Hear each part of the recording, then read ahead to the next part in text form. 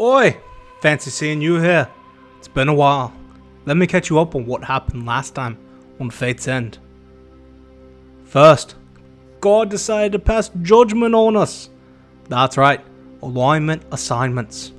Most of us stayed the same, except for Finn, who was more and more chaotic every day.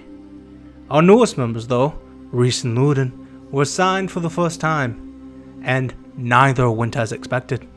Accomplish the goals of the group, and have used your powers to gaslight and manipulate the wakers in the vaults of slumbering.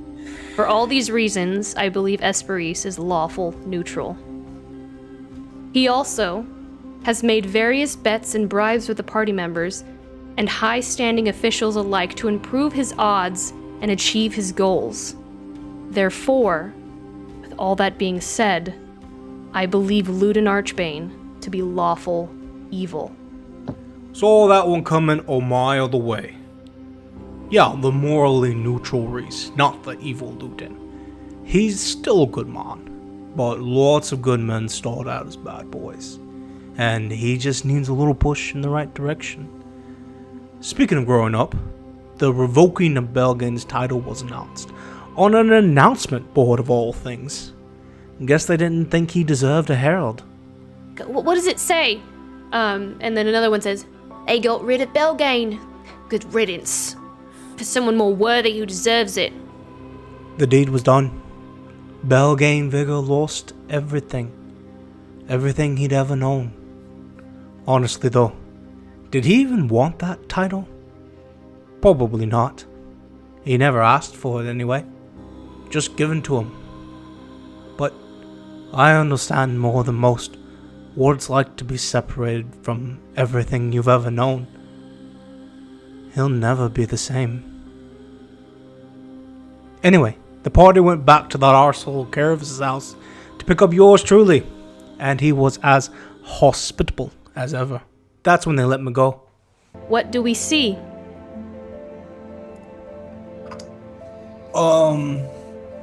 Yeah. So Samson's back. He is your the good buddy that you've always seen before, your best friend. He's wearing the same clothes that he was wearing the day they went into the vaults. There is still like fresh blood on him from where he took hits. He has not been cleaned up yet. There are like scratches and tears in his clothes from the entire encounter, but it doesn't look like he's been, all of that damage looks like it was done, during the fight when everything was happening. Samson has very, very tan skin. He's rather dark, but now you can see like he's got the open shirt as he always does. He has these bright white scars around his neck that look like almost like they've been dyed white, where the iron has burnt into his neck and it goes down his chest a little bit, and you can see around his wrists where the clasps were these super thick white shackles still permanently scarred into both wrists, even so much so that there are these two places of tan skin that are left where the shackles were put together with steel, but everywhere the iron touched has burnt this white, vibrant scar that's unmistakably chains to his wrists and neck.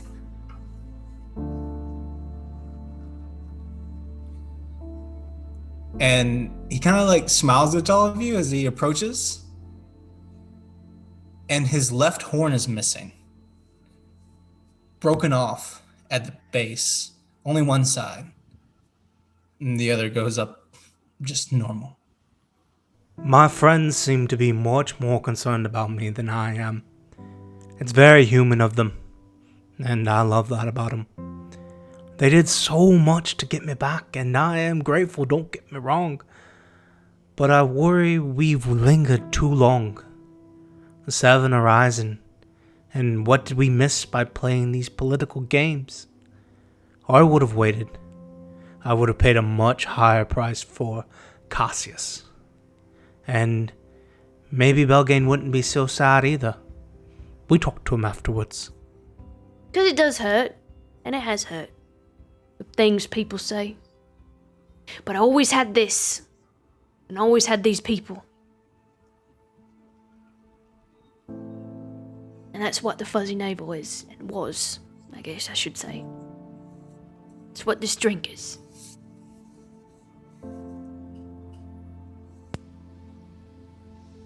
He takes another one. After that, we need a little bit of happiness back in our lives.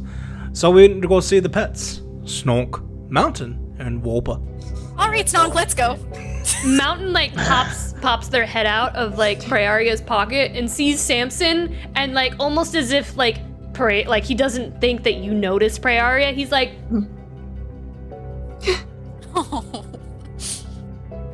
like he points and he's just like almost like he's like, hey, look.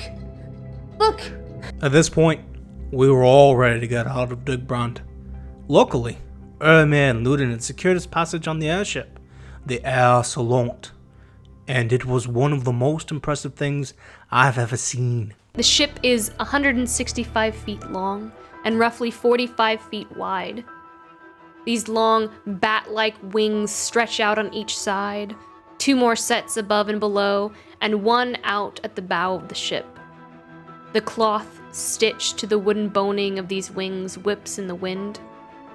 You hear a hum of magical energy and can see, near the stern of the ship, this emission of bright, billowing magical energy. These things gonna be popular. Grom's gonna make so much money off of this. Grom? Oh, yeah, that's Ermir's new dad, and the chief inventor of the ship. We also met Captain Adeline. She gave us a tour. Looks at Samson actually first, and she says, I'm curious. I won't lie. But I won't ask. Not that you'd tell me anyway. Well, welcome to the Aerisolant. Scenery change is in order, as your friends have informed you, I'm sure.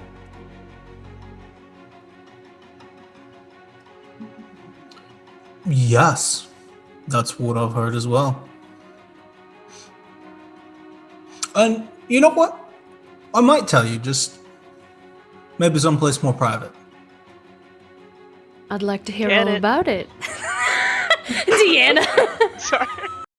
I did! I do remember!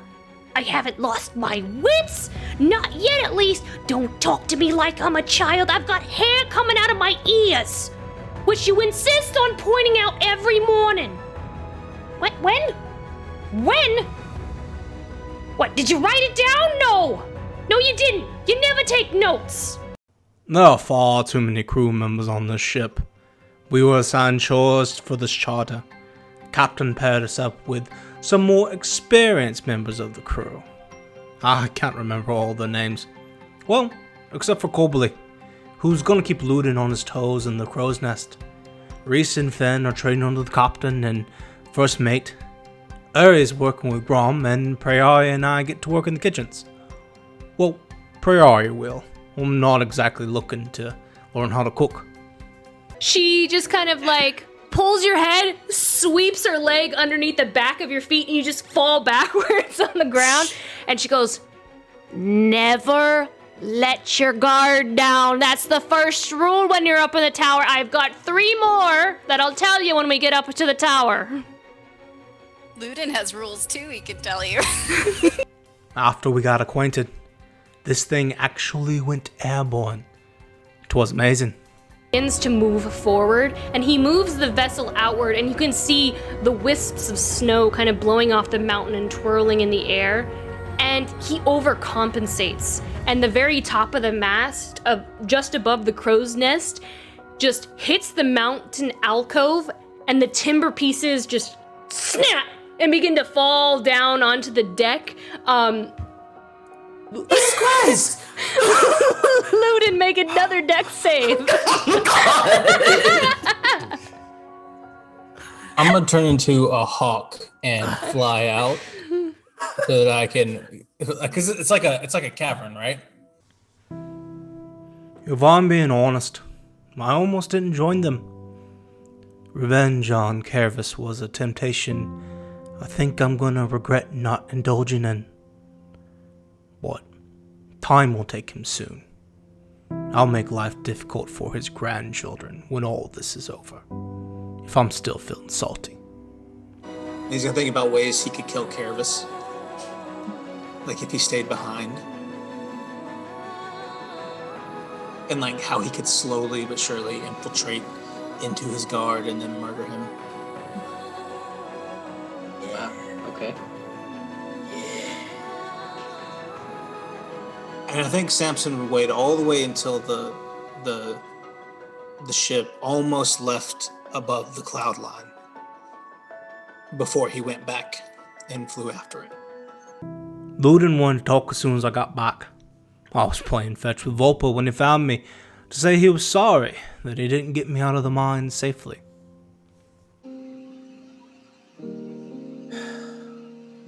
It was our job to get you out of there safely.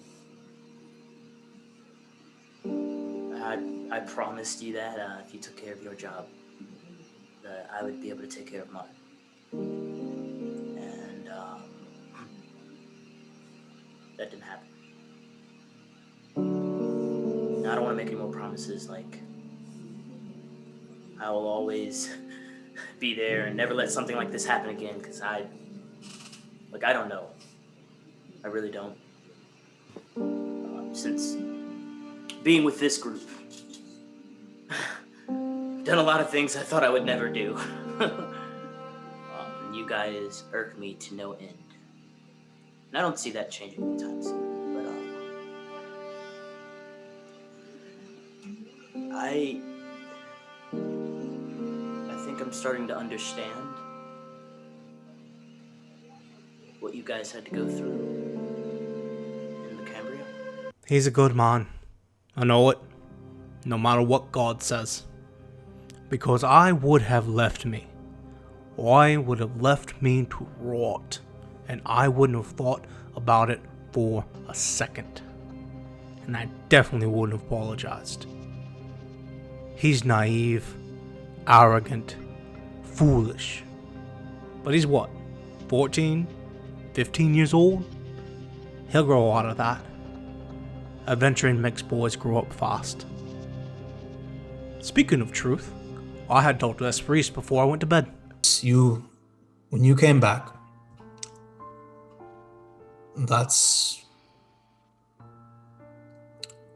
there are many things about you that remind me of home. And there's a lot of things about home I love a great deal.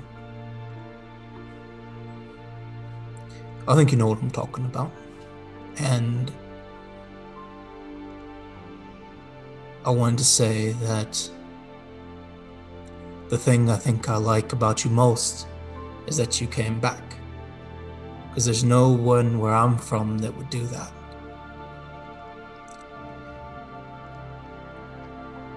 And I think if you're looking to help me in any way, then maybe you can help me be a little bit more like you and the rest of these people.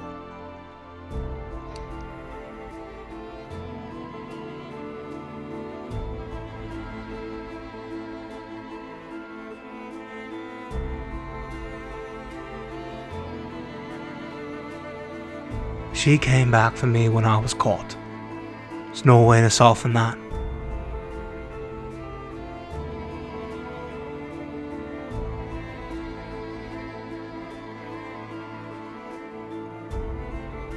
I knew everyone would get out, except me, when we went down there.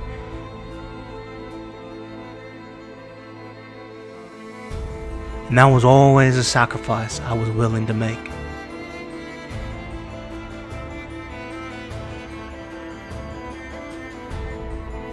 Years in jail mean less when you live forever.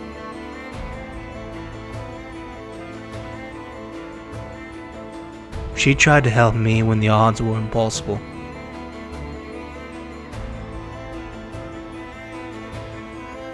People don't do that where I'm from. But they do it here.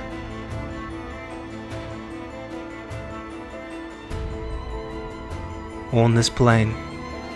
Because here, every moment matters. That's it. You're all caught up. Join us next Monday, April 26th at 7:30 Central Standard Time for the next episode of Fate's End.